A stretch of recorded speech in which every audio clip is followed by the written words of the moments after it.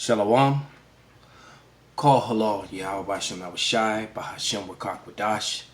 Double honors unto the apostles and the elders. Salutations to all my fellow laborers doing this work in truth and sincerity, risking their lives and their freedom to do so, now more so than ever. To the confusion of faith that are joined unto our ranks, all my fellow laborers, to the Akwaf that are listening and learning, to you I say Shalom. This is your brother Malcolm from the branch of GMS here in Chicago, and I'm going to lamb back off the video that the apostle put up. I see many brothers are starting to respond. I saw that Apostle Gabar responded to it as well. This is Apostle Tahar's video, the Gentiles, and it's funny. One of the younger brothers, one of the up and coming brothers in my camp, did the same, was on the same subject matter. That's how you know the spirit be moving through GMS. And because I watched the Apostles video, and then within about an hour or maybe even less, his video came into my thumbnail, and I popped on his, and it was on the same subject matter. And then a brother from Joplin, forgive me, the brother's name leaves my mind right now. He was doing a video live about an hour ago, about the elect being called. All right, and the Gentiles that are spoken of in this particular chapter, in Acts the 10th chapter, the 28th verse, well, all through Acts actually, the Gentiles that are for the most part there, are talking about the scattered Israelites who became foreigners, who became strangers, all right, who were cut off and separated from that power, from their heritage, and then the Israelites of the southern kingdom, which made up the kingdom of Judah, didn't want to recognize or accept a lot of them back and referred to them as Gentiles. So I'm going to do a quick lesson, a quick historical scriptural lesson to prove that, just to lamb back off what these mighty men of the Lord have been doing already. So this is Acts 10 and 28, and it reads, "And he said unto them, Ye know how that it is an unlawful thing for a man that is a Jew to keep company or come unto one of another nation. But power hath showed me that I should not call any man common or unclean." And that's the scripture that these Israelites that are unlearned and the heathen, mainly Esau, try to use to bring them to graft themselves into it, when this is talking about a seed line, a sperm line. Because when you look up the word another nation, it's a compound word, but it breaks down to one, which is G5443, which is fulas or fule, however it's pronounced, and it basically means a tribe. And when you look up the definition of it, the one that stands out is it says a people descending from one of the sons of Jacob, a patriarch of Jacob. So they descended from one of the tribes, man.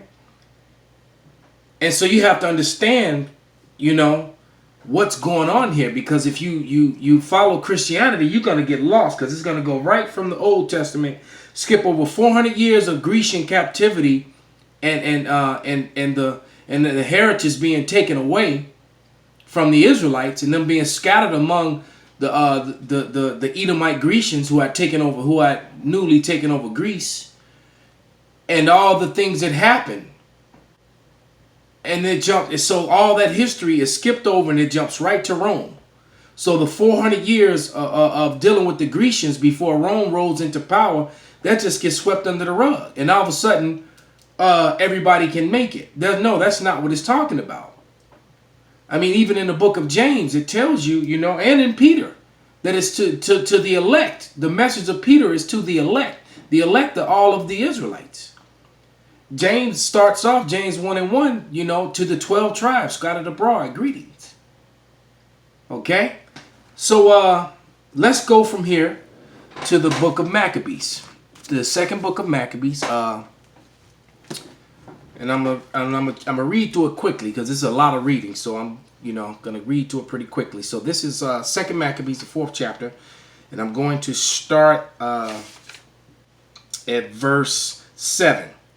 Okay, and give you the breakdown of what had happened to the Israelites, how they were being, how Jeremiah 17:4 came to be during the time when Alexander the Macedonian of Edomite lineage took over the brown-skinned Japhetic Grecians and claimed their heritage.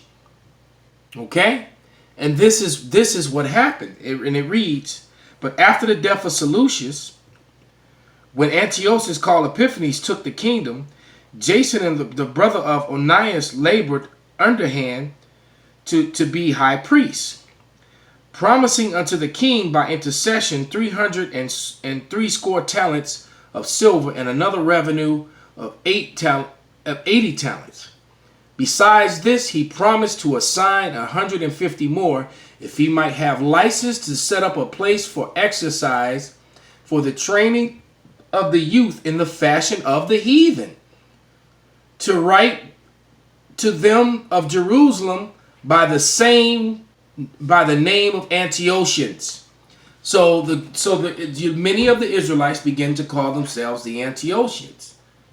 All right, they're calling themselves by Greek names, Greek haircut, Greek getting tattoos, worshiping Greek gods, and then this was taught generation after generation over a 400-year period, and a lot of them forgot and did not know who they were. All right, I'm going to continue to read. It says, which when the king had granted, he had gotten into his hand the rule, he forthwith brought his own nation to the Greekish fashion.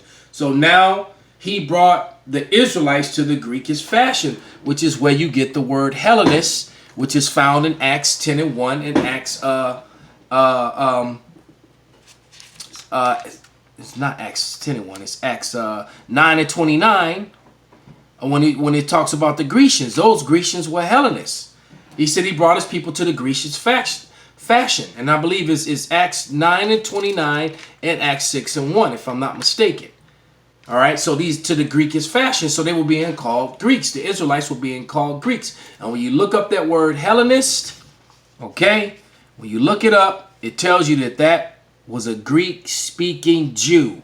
A Jew that was speaking Greek. Why? Because for generations they had not been speaking Hebrew, not following their own customs.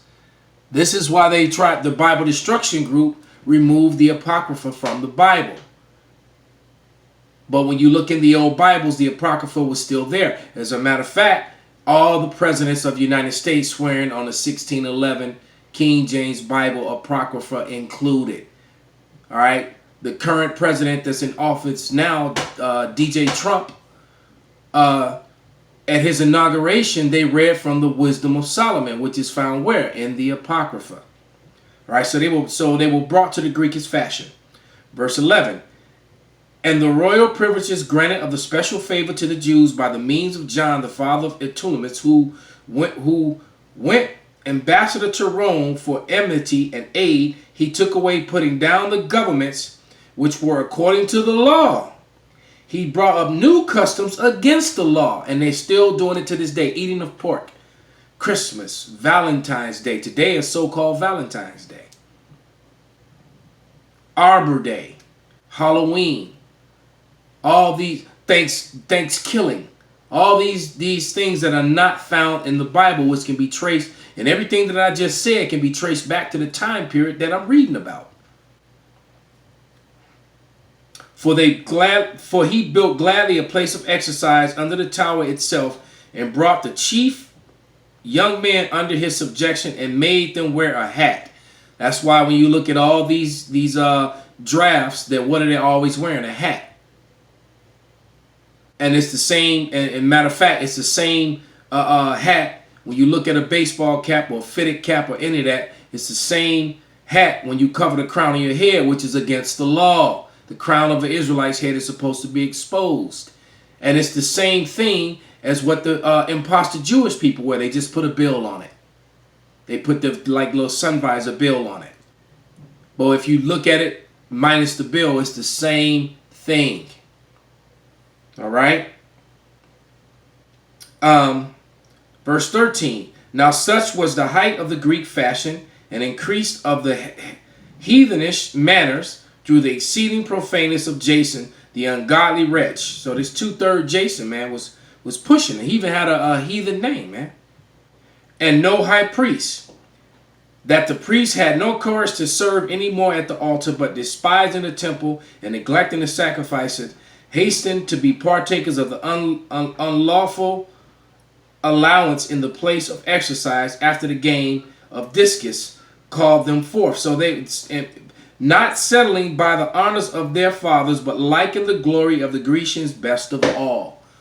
So our people were following after the Greeks, having orgies, wearing togas, tattoos, getting Babylonian and Grecian haircuts.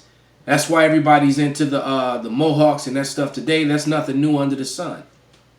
And like that book that I got that I'm going to bring out even shows you our men in the on performing all these Grecian acts and being the gladiators in the arena.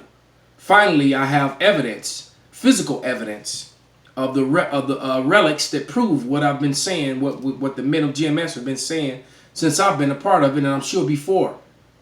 All right, the same people that filled the arenas in the ancient world are the same ones that fill them now. Just like the apostle said, those Gentiles spoken of in Acts 10 and 28 were the Israelites. The blessed Gentiles in the New Testament are Israelites. Point blank, period. All right?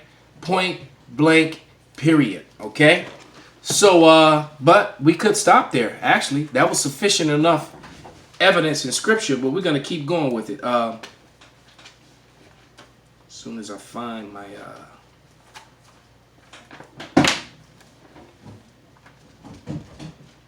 Salakia. There we go.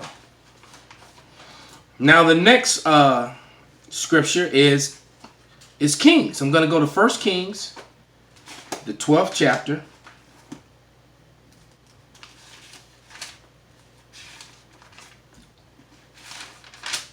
All right, I'm going to read verse 7 through like 20, okay? The most of it anyway. Verse 7, 1 Kings 11 and 12 and 7. And they spake unto him, saying, if thou would be a servant unto this people this day, and wilt serve them, and answer them, and speak good words to them, then they will be thy servants forever.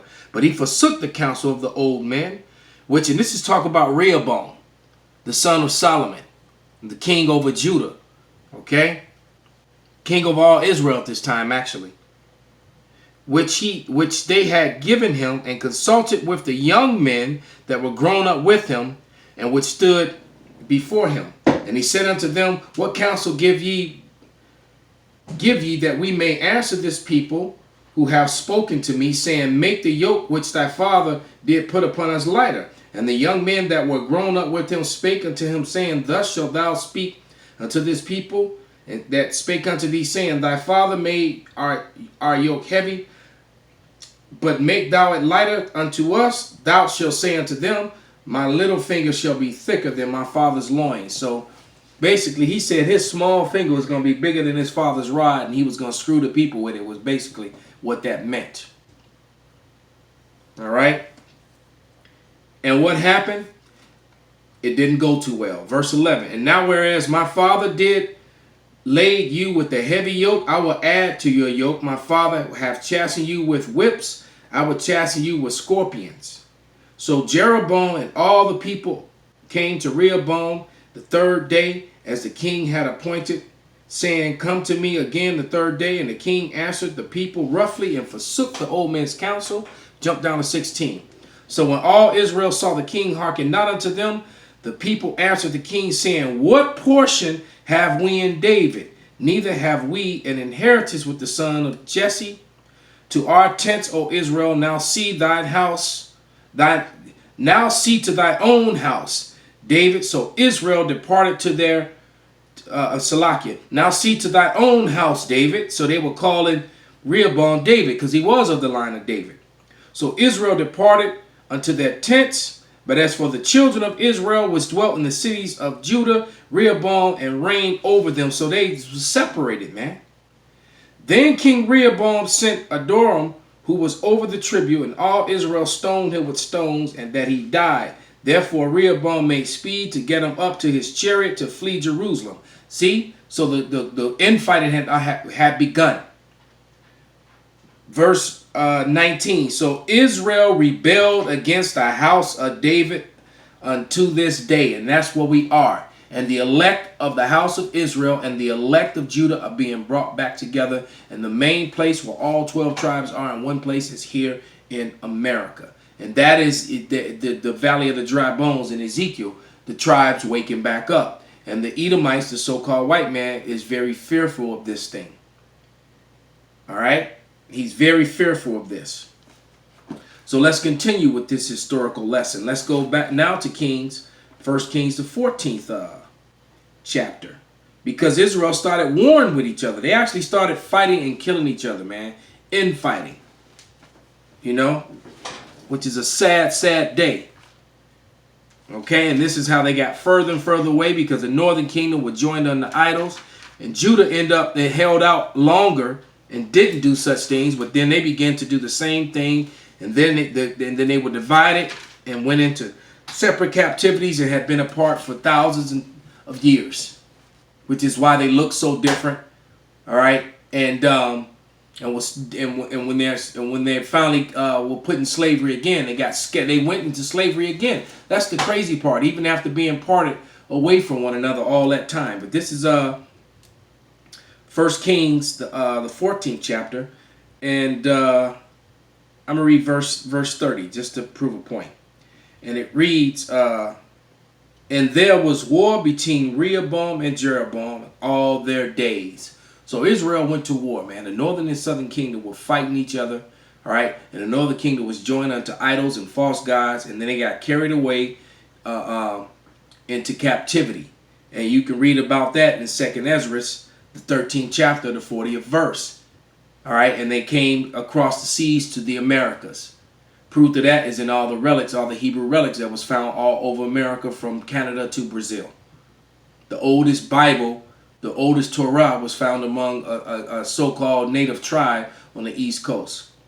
The oldest form of Paleo-Hebrew was found here in America, all right, before they have even found any of the same writing in the land of Israel. And this sort of history and facts is what they like to cover up.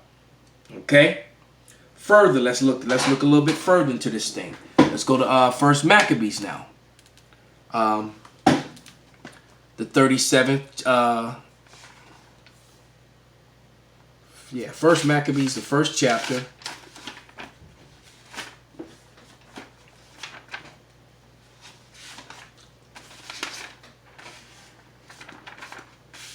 Salakia. I'm going to start at verse 38. And it says, "Insomuch that the inhabitants of Jerusalem fled because of them, whereupon the city was made a habitation of strangers, and became strange to those that were born in her, and her own left her." And then you have these people moving there and started following Judaism and calling themselves Jewish. Ethiopians, Edomites, who knows what other heathens were there. All right. Her sanctuary was laid waste like the wilderness. Her feasts were turned into mourning, her Sabbaths into reproach, her honor into contempt. As had been her glory, so was her dishonor increased, and her excellency was turned into mourning.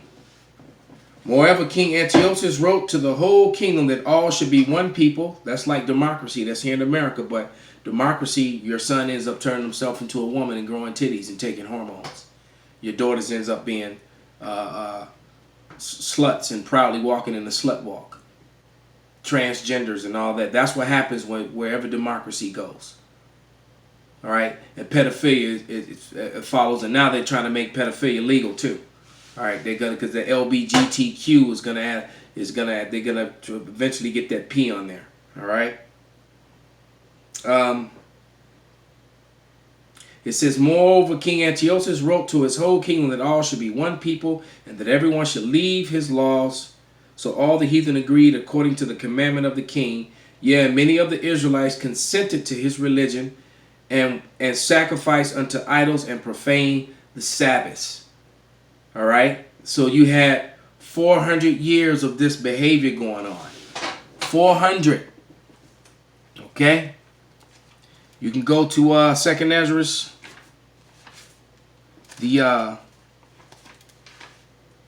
From the time of the conquest of Alexander to the coming of the Lord was roughly around 400 years. Okay? This is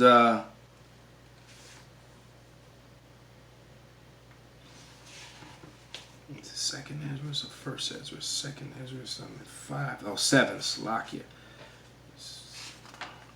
This is Second Ezra 7:28. For my son Yahushua shall be revealed with those that be with him, and they that remain shall rejoice within 400 years.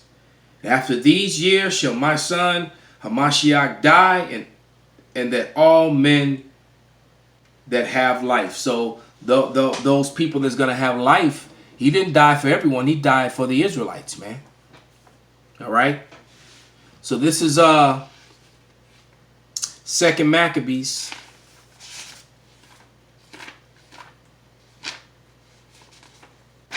4 and start at verse 9. It says,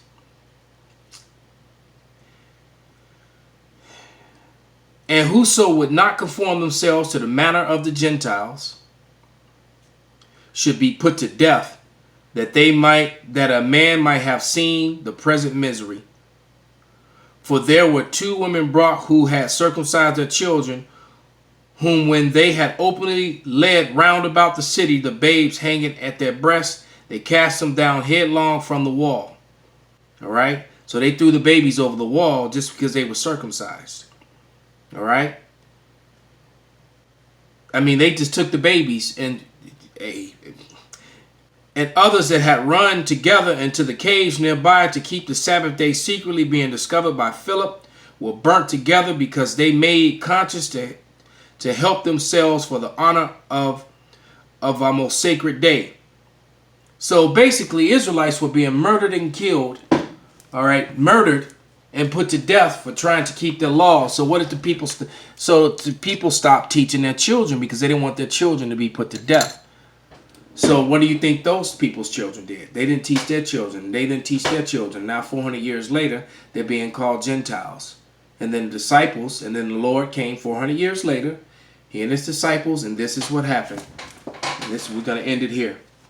Because it was Paul's job to go to those Hellenists, the Greek-speaking Jews that took on the Grecian fashion. And Peter and his disciples, he was charged with going to the southern kingdom, the kingdom of Judah. This is Matthew 10 and 5, and it reads, these 12 Yahushua sent forth and commanded them, saying, this is all in red right here, go not in the way of the Gentiles. That's the natural Gentiles, the other nations. All right, you got to be able to disciple. You can look it up. And into any city of the Samaritans enter ye not. Why? Because the northern kingdom was no longer there, and it was full of other people. That's like the woman at the well, talking about Jacob and all this. They were keeping our customs, but they weren't our people. That's what those people calling themselves Jewish, even back then. But go rather to the lost sheep of the house of Israel. Case closed. Call halal Yahweh B'Shem Avashai B'Shem Rakak Wadash Wa Abba Babal.